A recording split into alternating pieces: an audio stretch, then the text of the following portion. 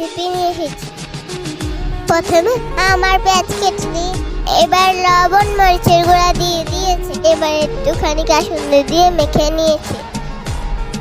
এবার ঝরঝরা করে 2 দিন রোদে শুকিয়ে নিয়েছি।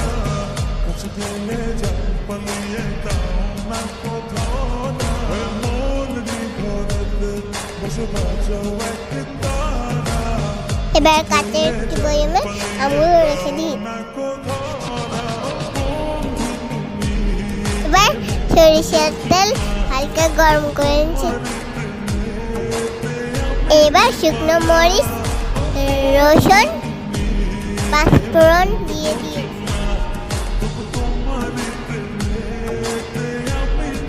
এবার তেলটা উঠিয়ে ঠান্ডা করে দিয়ে দিই ছাড়ে।